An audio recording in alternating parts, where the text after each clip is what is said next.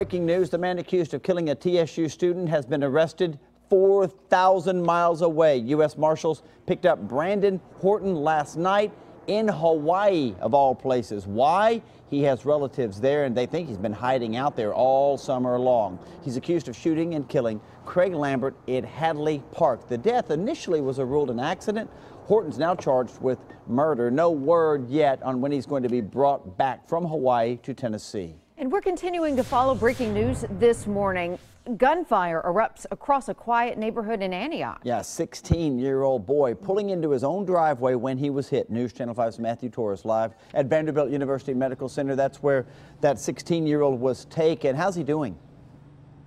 We'll see if he's actually going to be fine this morning, expected to make a full recovery, even though he was shot in the jaw and the side. So he is, according to police, in stable condition here at the hospital, and he will remain here for quite some time since police still have to talk to him as far as getting more information, hopefully to figure out the motive behind this shooting. Now, not only was he just steps away from his home when he was shot, but we've learned that his own mother was inside the garage when she heard the gunshots. Metro Police say the 16-year-old pulled up to the driveway of his home, which is on Firelight Trail, sometime after 10 o'clock last night. That's when unknown gunmen, at least two, ambushed him from the side of the home and fired several shots at the driver's side of his car.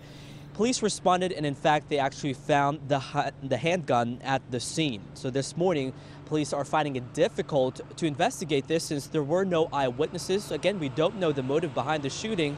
But so far, police are working on the lead that neighbors found it suspicious that a man in a white Cadillac was driving around the neighborhood several times before the actual shooting occurred. So if you have information that could help out police, call them at 615-74-CRIME.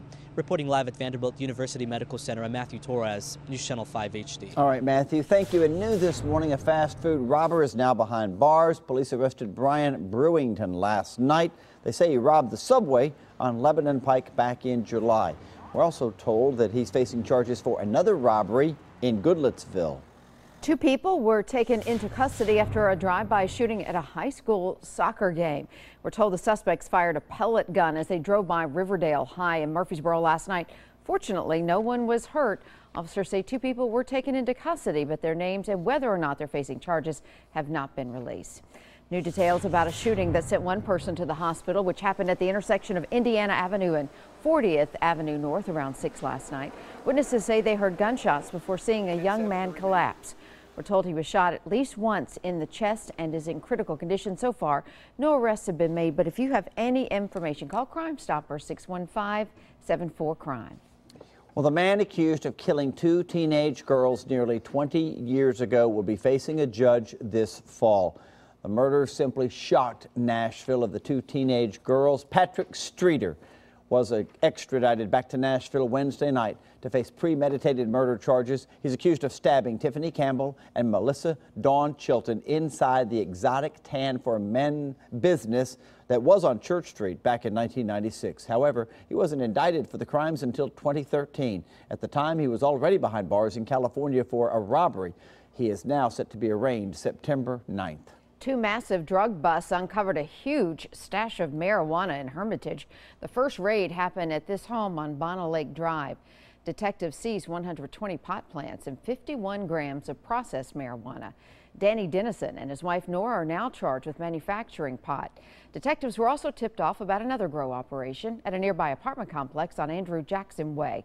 We're told 16 plants and 221 grams of processed pot were found inside Christopher Hutchinson and his girlfriend Angela Simmons' apartment. They are now also facing drug charges. And some mid-state parents are angry with their school board this morning after they say bullying against their kids has been swept under the rug. At last night's Dickson County Board of Education meeting, multiple parents said their children on the middle school football team have been harassed and bullied by the coach's son, who also plays on the team. One parent said his son has been verbally and sexually harassed by the boy. Kevin Stringer was the only parent allowed to speak at Thursday night's meeting. Many parents say they felt they were once again ignored. An assistant coach for the team says he was fired for reporting the allegations, and now he's suing for defamation. These kids have been literally tortured and bullied and harassed too long. The Board of Education would not comment on the coach's defamation suit or the parent's complaint. The school board also passed a resolution regarding the district's controversial flag policy. The school system has taken a ton of heat over threats about the new policy, which banned American flags being worn or placed in students' cars. Under the resolution, flags are allowed now as long as they don't disrupt class. People in South Nashville are speaking out against a safety concern. They say it's plagued their neighborhood for years now. CSX train tracks cross the only entrance to the Sadler Village neighborhood. Trains on the way to the Radnor switching yard often stop on those tracks, and it keeps people from being able to reach their homes. Residents say sometimes they get stuck for hours, and the situation is not improving. They also worry the trains could block emergency vehicles from accessing their neighborhood. We actually had a fire down here this way a couple of months ago, and if you're talking even 5-10 minutes, that's somebody's life, that's somebody's house, that's their possessions. News Channel 5 reached out to CSX for a comment but did not get a response. In years past, company officials have said they are aware of the issue and are working on a solution to stop the roadblocks.